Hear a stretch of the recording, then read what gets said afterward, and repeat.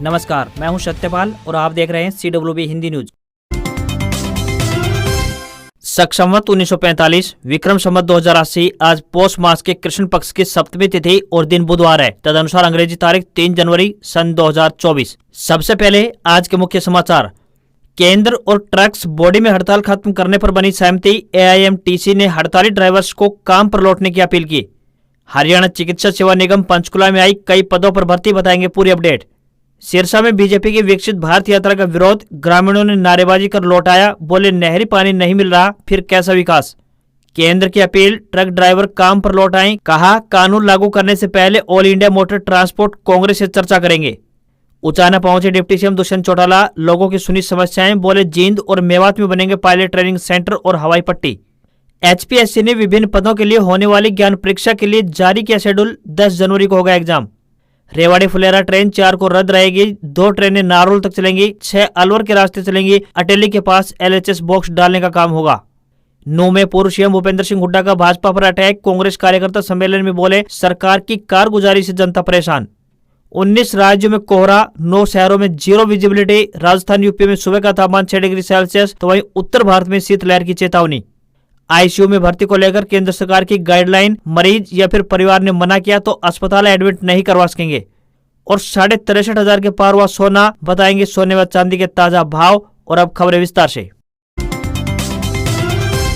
हरियाणा में नए साल की शुरुआत कड़ाके की ठंड के साथ हुई। सीजन में पहली बार दिन का तापमान 10 डिग्री सेल्सियस से नीचे दर्ज किया गया। करनाल में अधिकतम तापमान 9.6 डिग्री सेल्सियस और फतेहाबाद में 9.8 डिग्री सेल्सियस दर्ज किया गया। अंबाला, हिसार और रोहतक में अत्यधिक ठंड दर्ज की गई है। मौसम विभाग के मुताबिक इन जिलों में सीवियर कोल्ड डे की स्थिति बनी हुई है। मौसम विभाग ने बताया कि नारनौल, गुरुग्राम और मेवात को छोड़कर अन्य शहरों में अधिकतम तापमान सामान्य से 6 से 7 डिग्री अधिक दर्ज किया गया। वहीं रात का तापमान सामान्य से 1.8 डिग्री कम दर्ज किया गया। फिलहाल 7 जनवरी तक बारिश की कोई संभावना नहीं है। मौसम शुष्क रहेगा। मौसम विभाग के मुताबिक 4 से 5 दिनों में कोहरे की तीव्रता कम होने लगेगी, वहीं कोहरा छट जाएगा। इसके बाद सुबह और रात में ही कोहरा दिखाई देगा, लेकिन अभी ठंड से राहत नहीं मिलने वाली है। मौसम विभाग के मुताबिक पश्चिमी विक्षोभ पहाड़ों से छट चुका है। अब पहाड़ों से चलने वाली हवाएं मैदानी इलाकों में आएंगी। इससे शहरों में शीतलहर की स्थिति बनने लगेगी, वहीं धूप खिलेगी और रात का तापमान और गिर सकता है। 6 जनवरी तक मौसम शुष्क रहने की संभावना मौसम विभाग की ओर से जताई गई है।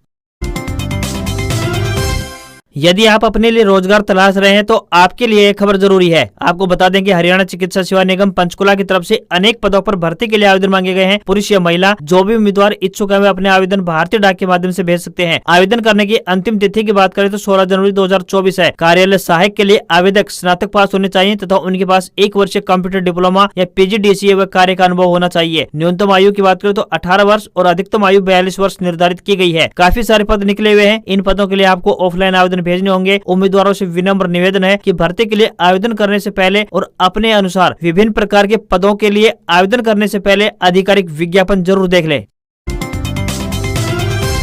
हरियाणा के डिप्टी सीएम दुष्यंत चौटाला अपने विधानसभा क्षेत्र उचाना पहुंचे, जहां पार्टी कार्यकर्ताओं ने उनका जोरदार स्वागत किया। इस दौरान उन्होंने हल्के के लोगों की समस्याओं को सुना और मौके पर मौजूद अधिकारियों को उनके समाधान करने के निर्देश भी दिए। वहीं उचाना में INLD पार्टी द्वारा सीएम प्रत्याशी उतारने के सवाल पर उन्होंने कहा कि सारी पार्टियां उचाना से अपने मुख्यमंत्री उम्मीदवार को उतार सकती है। जनता जिसे अपना प्यार और आशीर्वाद देगी, जीत उसके नसीब में होगी। अभी उन्हें 45 साल और राजनीति करनी है और इसके लिए जनता का विश्वास जरूरी है। डिप्टी सीएम दुष्यंत चौटाला ने बड़ी घोषणा करते हुए कहा कि हरियाणा के कई जिलों से होकर गुजरने वाले जम्मू कटरा नेशनल हाईवे पर जींद और मेवात में पायलट ट्रेनिंग सेंटर और हवाई पट्टी का निर्माण किया जाएगा। इस संबंध में ई-भूमि पोर्टल पर 200 एकड़ जमीन खरीदने के लिए आवश्यकता डाली गई है। उन्होंने कहा कि जिस हिसाब से देश में पायलट ट्रेनिंग की मांग बढ़ती जा रही है, उसको देखते हुए सरकार द्वारा यह फैसला लिया गया है।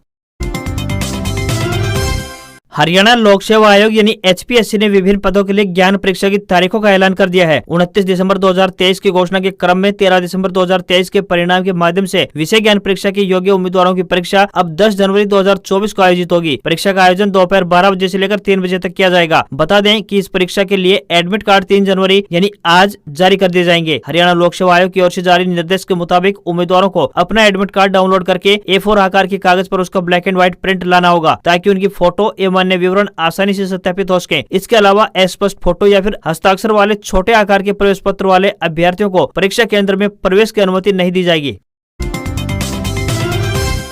हरियाणा परिवहन विभाग यात्रियों की सुविधा में इजाफा करने के उद्देश्य से निरंतर नए प्रयास कर रहा है। इसी कड़ी में अब सूबे की जनता को गणतंत्र दिवस यानी कि 26 जनवरी से इलेक्ट्रिक बसों की सौगात मिलने जा रही है। रोडवेज विभाग ने 375 बसें संचालित करने का एक बड़ा फैसला लिया है, जिनमें से 26 जनवरी को 5 इलेक्ट्रिक बसों को हरी झंडी दिखा दी जाएगी। वहीं शेष बसें अप्रैल महीने तक बेड़े में शामिल हो जाएंगी। बता दें कि पहले चरण में यमुनानगर और पानीपत जिलों से इसकी शुरुआत होने जा रही है। 45 सीटर ये इलेक्ट्रिक बसें न केवल आरामदायक सफर का आनंद देंगी, बल्कि प्रदूषण को कम करने में भी मददगार साबित होंगी। इन बसों की चार्जिंग के लिए बस स्टैंड पर ही चार्जिंग स्टेशन स्थापित किए गए हैं। इन बसों में किराया राउंड फिगर में 10, 20 या फिर 30 रुपए हो सकता है।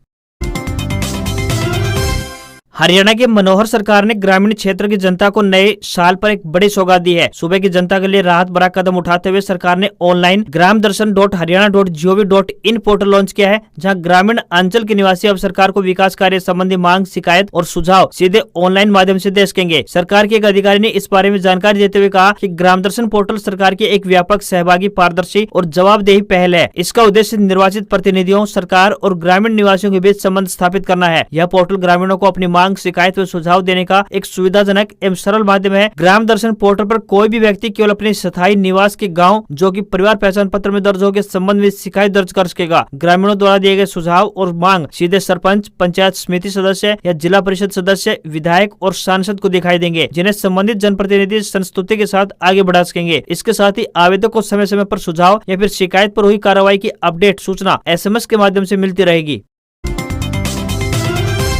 हरियाणा में रेल यात्रियों के लिए एक जरूरी खबर सामने आई है। यदि आप भी 4 जनवरी यानी कल रेल से सफर करने की सोच रहे हैं, तो खबर आपके काम की है। बता दें कि रेलवे द्वारा जयपुर मंडल के अधीन आने वाले रेवाड़ी रेंगस फुलेरा रेलखंड के बीच अटेली यार्ड में 4 जनवरी को संपार फाटक संख्या 30 पर LHS बॉक्स डालने के काम के चलते ट्रैफिक ब्लॉक किया जा रहा है, जिसके चलते ट्रेन संचालन प्रभावित रहेगा। 4 जनवरी को ट्रेन नंबर 19,619 फुलेरा रेवाड़ी रद्द रहेगी। वहीं train number 19,621 Phulera Rewari train 4 जनवरी को फुलेरा से संचालित होकर नारोल तक चलेगी। ट्रेन नंबर 19,618 रेवाड़ी मदार ट्रेन 4 जनवरी को रेवाड़ी से प्रस्थान करेगी। यह ट्रेन रेवाड़ी के स्थान पर नारनौल स्टेशन से संचालित होगी। Train number 14,087 Delhi Jaisalmer train 4 जनवरी को दिल्ली से प्रस्थान करेगी। यह ट्रेन निर्धारित मार्ग रेवाड़ी रिंगस फुलेरा के स्थान पर डाइवर्ट रूट रेवाड़ी अलवर बांदीकुई जयपुर फुलेरा होकर संचालित होगी। वहीं train number 22,950 Delhi Sarai Bandra terminus train 4 जनवरी को दिल्ली सराय से प्रस्थान करेगी। यह ट्रेन काठवा स्टेशन पर 1 घंटे 5 मिनट रेगुलर रहेगी। वहीं डेरका बालाजी भिवानी ट्रेन 4 जनवरी को डेरका बालाजी से प्रस्थान करके यह ट्रेन निजामपुर स्टेशन पर 45 मिनट रेगुलर रहेगी।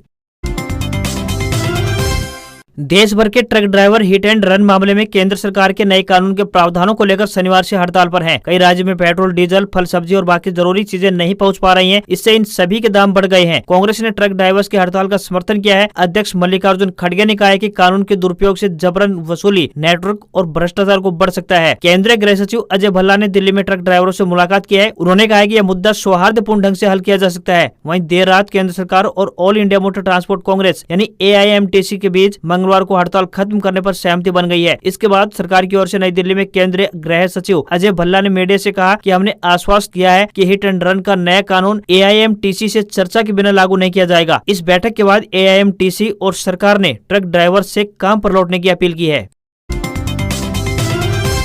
हम आपको यहाँ पर बताते चले कि हिट एंड रन कानून आखिर है क्या और वो सब बातें जो आपके लिए जानना जरूरी है। हिट एंड रन कानून में क्या बदलाव किया गया है, किस बात का विरोध हो रहा है, तो आपको यहाँ पर बता दें कि संसद से पारित और कानून बनी भारतीय न्याय संहिता में हिट एंड रन के मामलों में लापरवाही से मौत में विशेष प्रावधान किए गए हैं। इसके अनुसार यदि चालक के तेज और लापरवाही से गाड़ी चलाने से मौत हो जाती है और ड्राइवर पुलिस या फिर मजिस्ट्रेट को सूचना दिए बिना भाग जाता है, तो 10 साल तक की कैद और 7 लाख रुपए जुर्माना लगाया गया है। अब तक कानून क्या था, तो वो भी आपको बता दें कि IPC की धारा 279 जो कि लापरवाही से वाहन चलाना के अंतर्गत आता है, ड्राइवर की पहचान के बाद 304A जो कि लापरवाही से मौत का आता है और 338 जो कि जान जोखिम में डालना के तहत दर्ज किया जाता है। इसमें 2 साल की सजा का प्रावधान है। वाहन चालक दुर्घटना के बाद भाग जाते थे। ड्राइवरों की ओर से यह भी कहा गया है कि ड्राइवरों की इस बात की चिंता है कि अगर मौके पर खड़े रहे तो भीड़ के गुस्से का सामना करना पड़ सकता है। आखिर इसी का सब विरोध हो रहा है।